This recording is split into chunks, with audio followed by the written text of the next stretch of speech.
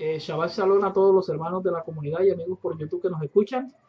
Shabbat Shabbat Shalom, Shalom, hermanos. Shabbat Shalom, Leo. Shabbat Shalom, hermano Jorge. Muy contentos de poder estar con ustedes, tener este tiempo previo a la congregación para disertar un poquito acerca de las porciones. Le habíamos quedado debiendo la porción la semana anterior por cuestiones técnicas, no habíamos podido grabar, pero aquí estamos para compartir, para hacerles llegar un mensaje acerca de las porciones. Como sabrán, eh, compartimos las porciones de la escritura, eso se llaman parashá, y de pronto voy a robarme unos minuticos, un minutico para explicarle a aquellas personas que de pronto no entienden acerca de las porciones, porque no solamente es la comunidad en Correcto. sí, sino que llegamos a veces a muchas personas que no conocen esto de parashat y de porciones. Quisiera darle la oportunidad al hermano Jorge que nos explicara qué es una parashá. ¿Cómo no, hermano Leo? Parashá es una palabra hebrea que significa en español porción, Porción, ¿cierto? sí. ¿Qué es las porciones? Las porciones nacen en una necesidad del pueblo de Israel cuando cuando regresamos de la diáspora de Babilonia. El pueblo no había tenido contacto con la Torá hacía mucho tiempo, con la ley del Eterno, y en la diáspora salieron dos líderes grandes del pueblo de Israel que eran Ezra o Esdras, ¿cierto? El sacerdote Ezra, y Nehemías, ¿cierto? Ellos dos lideraron el regreso a Israel, a Jerusalén, de la comunidad judía que había permanecido durante 70 años, un poquito más, en Babilonia, por el destierro. El sacerdote Ezra, viendo la necesidad que había de que el pueblo tuviera un contacto permanente con la Torá, por lo menos más cercano, acordaron dividir la escritura, los 5 libros de Moisés, el Pentateuco, ¿cierto? La Torá, en 54 porciones. 54 porciones que ¿cierto? Abarcaban desde lo que conocemos Génesis hasta Deuteronomio. Hasta Deuteronomio, correcto. Bueno, corrijo, no 54 porciones, se leía toda la Torá en 3 años. En 3 años. ¿Cierto? En 3 años. Después, con el tiempo, hace relativamente poco, en el siglo V más o menos, de la era común, los sabios de Israel acordaron dividirlo únicamente en 54 porciones para leerlo en un año. En un año. ¿Cierto? En menos tiempo del que era antiguamente. Correcto. Por eso hablamos de parashá, que también significa porción. Entonces, para aclarar y que las personas vayan también familiarizándose con el hebreo, con palabras en hebreo, ¿cierto? Claro. Porque debemos llegar a aprender el hebreo para poder tener un entendimiento directo de la escritura y no solamente basado en traducciones. Sí, así es, muy cierto. Bueno, entonces, dada por sentada esta explicación, vamos a leer parte de la porción. Recordemos que, más bien les cuento, que esa misma porción de la parashá, de la que estaba explicando el hermano Jorge, asimismo se divide también en 7 micro porciones, conocidas como aliyá, que normalmente las personas las van leyendo. La ideal es siempre leer una aliyá por día para tener nosotros un contacto permanente, diario con la escritura.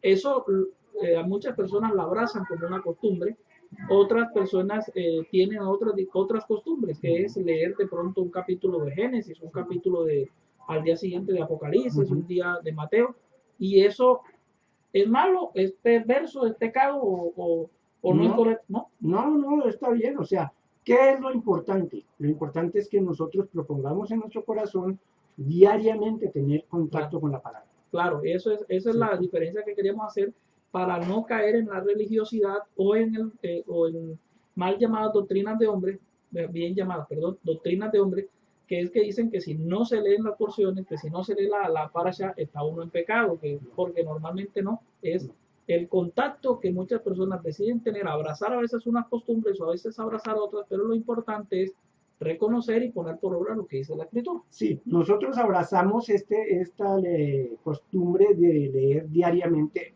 una de las microporciones, ¿cierto? Aliyah significa ascensos, ¿cierto? Cuando uno lee la Torah, estudia la Torah, asciende espiritualmente. Correcto. Por eso se le colocó el nombre de Aliyah en hebreo. Esa palabra Aliyah también es en hebreo, que corresponde a ascender. Sí, ¿cierto? Cuando en el servicio del Shabbat se tiene el servicio de Torah, se leen las 7 aliyot, ¿cierto? Se leen las 7 aliyot, una persona designada para cada aliyot, y esa persona asciende a leer la Torah.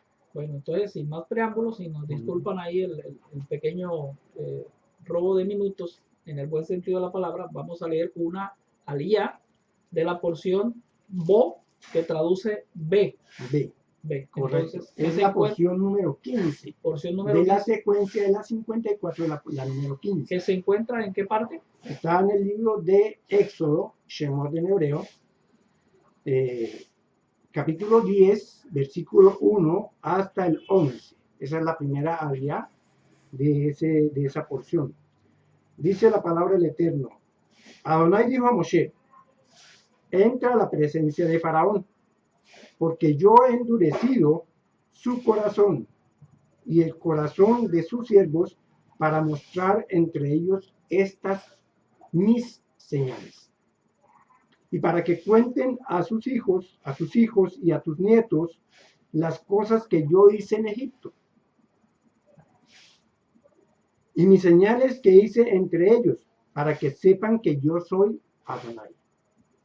Entonces vinieron Moshe y Aarón a Faraón y le dijeron, Adonai, el Dios de los hebreos, ha dicho así, ¿hasta cuándo no querrás humillarte delante de mí? Deja ir a mi pueblo para que me sirva. Y si aún rehusas dejarlo ir, he aquí que mañana yo traeré sobre tu territorio, la langosta, la cual cubrirá la faz de la tierra, de modo que no pueda verse la tierra, y ella comerá lo que escapó, lo que les quedó del granizo. Comerá asimismo todo árbol que les fructifica en el campo.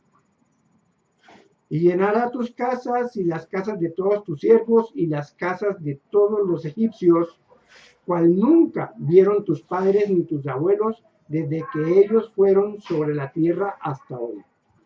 Y se volvió y salió de delante de Faraón. Entonces los siervos de Faraón le dijeron, ¿hasta cuándo será este hombre un lazo para nosotros? Deja ir a estos hombres para que sirvan a Adonai su Dios. ¿Acaso no sabes todavía que Egipto está ya destruido? Y Moshe y Aarón volvieron a ser llamados ante Faraón, el cual les dijo, anden, sirvan a Adonai su Dios. ¿Quiénes son los que han de ir? Moshe respondió, hemos de ir con nuestros niños y con nuestros viejos y con nuestros hijos y con nuestras hijas, con nuestras ovejas y con nuestras vacas hemos de ir, porque es nuestra fiesta solemne para Adonai. Y él les dijo, así sea Adonai con ustedes. ¿Cómo les voy a dejar ir a ustedes y a sus niños?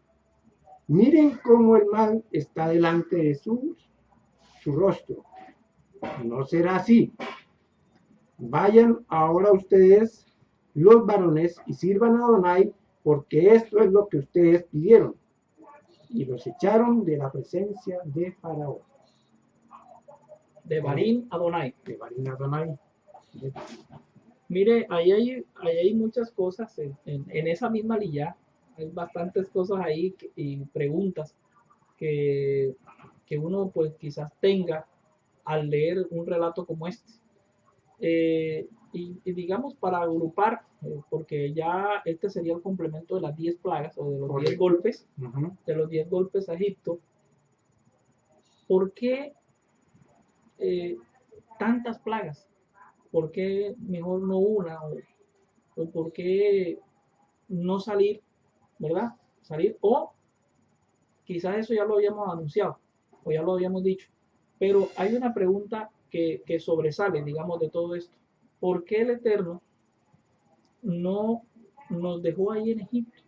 O sea, que lo pudiéramos adorar, que lo pudiéramos seguir, o sea, que pudiéramos hacer, digamos, como una religión o un pueblo, ¿verdad?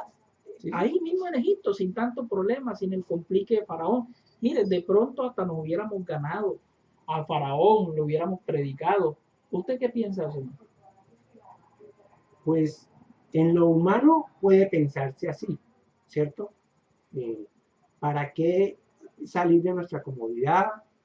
Igual da servir a Dios ahí en Egipto o en la tierra, ¿cierto? Ese sería el pensamiento humano, correcto, ¿cierto? En cualquier parte se puede servir al Señor.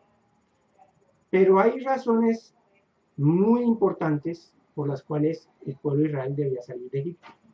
Número uno, porque es la tierra que el Eterno le juró a Abraham, nuestro padre, a Isaac y a Jacob, que le daría a su descendencia, ¿cierto? A ellos sea su descendencia para que sea su tierra y la posean para que puedan allí establecerse como nación, ¿cierto? Correcto. Esa es la principal razón, es el cumplimiento de una promesa que el Eterno le hizo a nuestro padre Abraham, Isaac y Jacob, sí, ¿cierto? Y él dice que él no retarda sus promesas, y sus promesas son en él sí y amén. Amén. Entonces, eso es algo que nos da confianza de que la Torá, la Biblia, es la palabra del Eterno, que todo lo que él anunció se ha cumplido. O sea, por parte de una promesa, entonces el Eterno, honrando esa promesa, nos saca. Correcto. Ahora, es lógico pensar que en Egipto podría establecerse otra nación con otras leyes, con otro sistema de gobierno, diferente a lo que tenía establecido Egipto.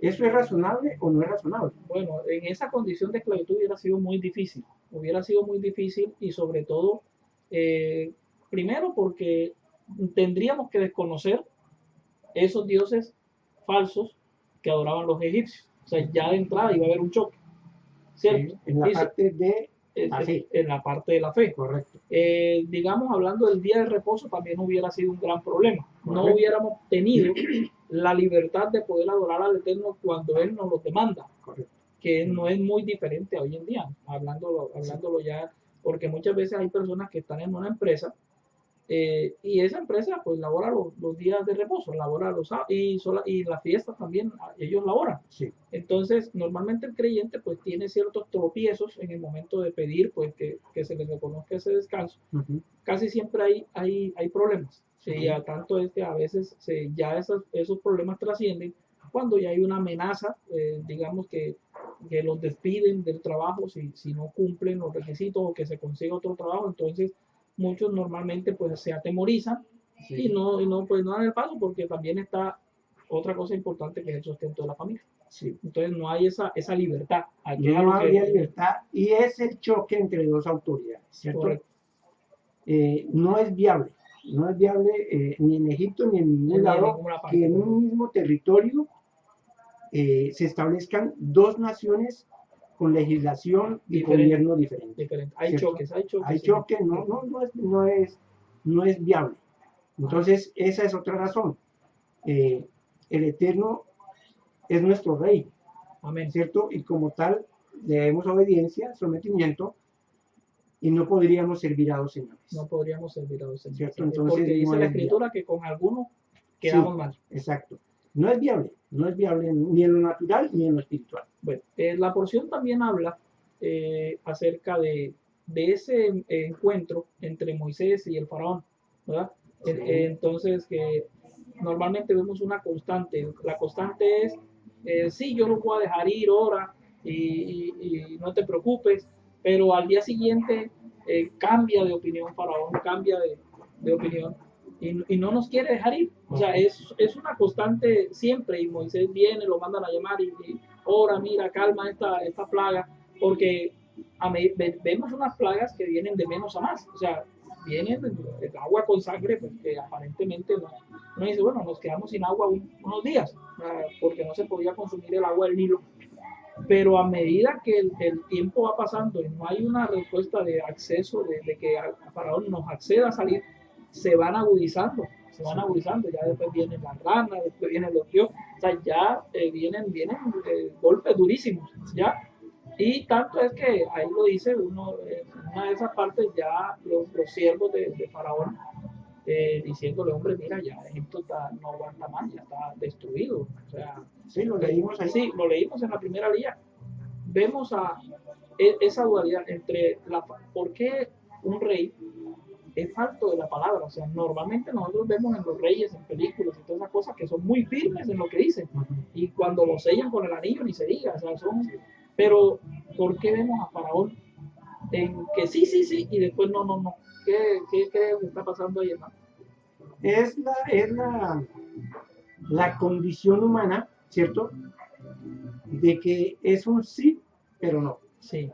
¿Cierto? Es un sí que no tiene un respaldo de confianza, ¿cierto? De firmeza el sí. Por eso la escritura nos dice que su sí sea sí y su no sea no. Correcto. Ahora, esa forma variable del carácter de Faraón, pues uno siempre mira a Faraón. Correcto. ¿Cierto? Y dice, uy, qué personaje tan siniestro. ¿Cómo que no va a obedecer el mandato del Eterno? Sí. ¿Cierto?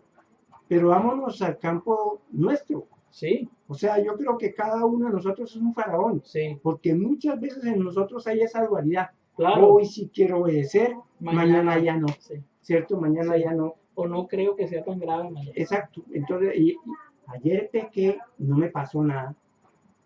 Pues, problema. Pues puedo decir que sí, pero entonces no hay problema si no lo cumplo, el que sí. Y hasta puedo sobrellevar el castigo que me venga. Exacto. Entonces, esa es la situación de Faraón, pero también miremosla en la situación nuestra. Sí. Y eso habla mucho de la soberbia y de la altivez que tiene, que puede llegar a tener una persona. Porque ya hablando, reemplazando, emulando, pues el Faraón con la condición del ser humano, de nosotros, en la soberbia es algo terrible. Sí. Y cada vez el Eterno trata con la soberbia en nivel, o sea, vemos, como habíamos hablado, de menos a más. Sí. O sea, el soberbio le viene de pronto algo y dice, no, es que yo todavía aguanto, a mí me pueden venir 20,000 plagas, aquí voy a estar. Y cada plaga que viene va a venir más dura, o cada juicio, o cada golpe va a venir más duro, hasta que tenga que en un momento en que tenga que decir, ya no puedo más. Sí, la escritura dice que cuando el hombre es reprendido y endurece su cerviz, o sea, endurece su corazón, ya no hay esperanza para él, ¿cierto? Y eso es lo que le pasó a Faraón. Y es algo que nosotros tenemos que meditar. No hay sea que también caigamos en esa dureza, ¿cierto? Correcto. De la práctica del pecado, eso termina endureciendo el corazón. Ahora, esas plagas, esos golpes, el Eterno había anunciado a nuestro padre Abraham cuando le dio inicialmente la promesa de que él iba a juzgar la nación a la cual nos iba a hacer servir, ¿cierto? Y es un juicio a la nación, pero más a las deidades en las cuales creía la nación que al mismo pueblo, ¿cierto? Era para demostrarles que Elohim, que Dios, no hay sino él, ¿cierto? No hay nadie fuera de él. No hay nadie fuera de él. El resto, dice él, son vanas. Sí. Tanto es que se puede decir que si el Nilo, que era representado una deidad, no pudo hacer nada. ¿No? Y así las ranas y todas esas cosas no pudieron hacer nada frente al poder del Eterno. Porque el hecho de que los magos hasta cierto punto pudieron imitar lo que hacía el Eterno a través de Moshe, ellos creyeron que estaban ya de confianza, ¿cierto? Sí. Fíjense que nuestra magia y nuestros hechizos funcionan. Sí. O sea, que sí estamos demostrando que nosotros somos. Sí, y cabe destacar que ninguno de los hechizos, a pesar de que los pudieron de alguna manera imitar o o hacer ilusiones, como lo que trata de decir la escritura es eso, que intentar, fue como más bien una ilusión. No pudieron revertir ninguna de las plagas, ¿no? Ninguna, porque eso le hubiera dado superioridad sobre el Elohim de Israel. Correcto. Y esa es una forma inteligente, como lo es nuestro Padre Celestial, de derrotar al enemigo, ¿cierto? El enemigo se cree sabio en su propia opinión. Correcto. ¿Cierto? Pero el Eterno fácilmente, después de la sexta plaga, les demuestra que no hay caso. Que lo que él hace, nadie lo puede hacer como él lo hace. Correcto. Él puede quitar y puede poner, ¿cierto? Por eso él mandó el golpe y apenas se le solicitó, lo retiró, ¿cierto? Cosa que, como tú bien lo dijiste, los hechiceros no pudieron hacerlo. Exactamente. ¿Cierto? El único que tiene el poder para hacerlo es él. Sí. Eso ya en la escritura queda más que claro. En esa, hablando un poco ya también de Faraón, seguir continuando con el tema, la soberbia en el ser humano es algo que es terrible, que destruye o daña o va dañando el ser espiritual que hay entre nosotros, porque es reconocerse uno mismo como Dios, ya, o estar por encima a veces de Dios, porque es muy grave reconocerse uno mismo como Dios, pero mucho más grave es creerse que está uno por encima del Eterno. Y a esa conclusión podemos llegar muchos cuando creemos que tenemos la autoridad de quitarle cosas a la palabra, de agregarle, ya, y de hacer de la palabra de Dios un buffet que podamos escoger y no podemos escoger, porque eso no nos iguala a la categoría de Dios, nos aumenta, o sea, nos sube, y hay que tener mucho cuidado con eso. Sí, porque acordémonos que un sistema religioso dijo, miren que nosotros tenemos la capacidad de cambiar una cultura, ¿sí? Y el Eterno ha juzgado y va a terminar juzgando sistemas religiosos, ¿cierto? Entonces, Él nos deja claro de que solamente Él es Dios, Él es el Todopoderoso, Él es la suprema autoridad. No hay otra autoridad por encima de Él. Y Él delega su autoridad. El faraón, como rey, era una autoridad delegada de parte del Eterno sobre faraón para que gobernara la nación, ¿cierto? Pero él, su corazón se ensanchó, se infló y ya quiere y quiso ser por encima del Eterno. Sí, hay otra cosa también, y hablando acerca del juicio a las deidades, que el Eterno estaba haciendo una obra maravillosa en Egipto, y podemos de pronto mirar estas plagas como la venganza, como una venganza de un Dios, como se le ha mal representado en el Antiguo Pacto, en el Antiguo Testamento, que también es mal llamado Antiguo Testamento, donde es un Dios vengativo, es un Dios asesino, es un Dios que no perdona niños, que arrasa con comunidades enteras, y que en particular evento de las plagas no se escapa, ¿cierto? No se escapa a eso, y que vemos una venganza terrible en contra de un pueblo que hubiera podido ser menos drástica. Pero vemos lo maravilloso de este relato, que quizás hay muchos con la mente nublada lo ven así, pero lo maravilloso de este relato es que cuando el Eterno toma venganza, ya, hasta la venganza lleva amor. Sí, claro. Ya, y en eso lo podemos ver en ese relato. ¿Por qué? Porque esto no fue unas plagas para asesinar a los egipcios, o sea, no para destruirlos, para erradicarlos, porque si eso hubiera sido el caso, el Eterno lo hubiera hecho. Y dice la Escritura que muchos de otros pueblos, o sea, diferentes al pueblo de Israel, salieron junto con el pueblo de Israel a formarse en un solo pueblo. O sea, hasta la venganza del Eterno lleva implícito el amor. Sí, yo cambiaría esa palabra venganza. Sé por qué lo usas, porque así lo piensan muchas personas, sí, que eres un Dios vengativo, ¿cierto? Sí. Pero yo lo veo es como el Eterno es justo y Él está ejerciendo su justicia, ¿cierto? Porque el juicio que envió con los golpes no fue a las personas, correcto, ¿cierto? Fue a las deidades en las cuales las personas habían puesto su confianza, correcto, y para demostrarle a las personas que esos en los cuales se depositaron su confianza no eran Elohim, no eran poderosos, no eran autoridades de parte del Eterno. Amén, amén, claro que sí. Entonces, más que venganza es juicio, hacer justicia, ¿cierto? Mostrarle a las personas, porque parte y la expresión del amor del cual tú hablas es esa, es mostrarle a las personas que Él es el Eterno, que Él es Dios, ¿cierto? Y que Él es el que puede, únicamente el que puede dar y quitar, ¿cierto? Exacto. No Eso, hay otra forma. Exactamente, eso lo podemos ver ahí. Y ese amor mostrado era para que el pueblo egipcio pudiera venir y ser parte del pueblo que el Eterno estaba formando, que el pueblo de Israel, y que nos iba a convertir en una gran nación, y que era su voluntad de que muchos vinieran a ser parte de esa nación, como lo es hoy en día.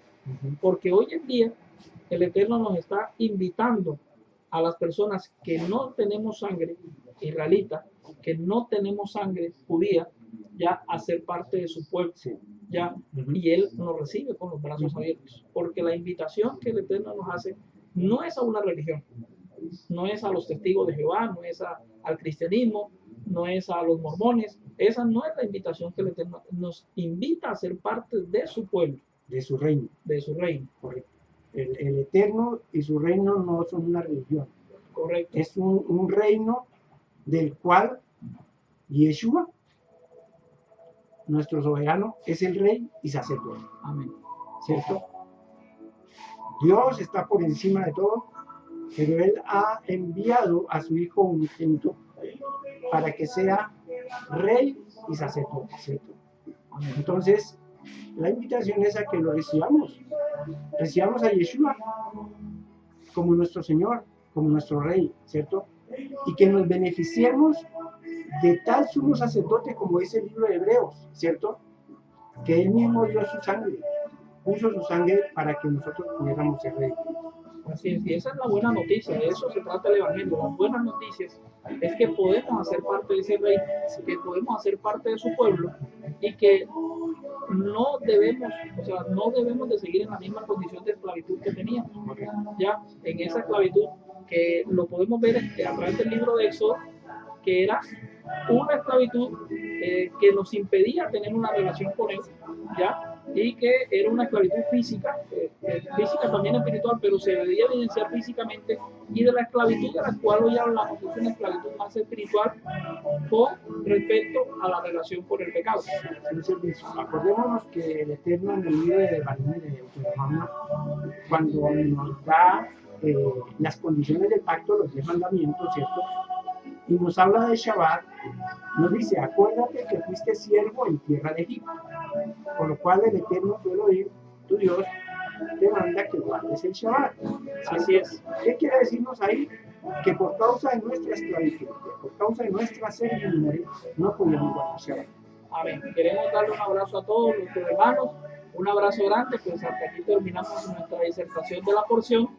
Un abrazo fuerte, Shabbat Shalom. Que el Eterno bendiga sus vidas, que tengan un Shabbat bendecido y una semana que inicia bendecida también. Amén. Shabbat.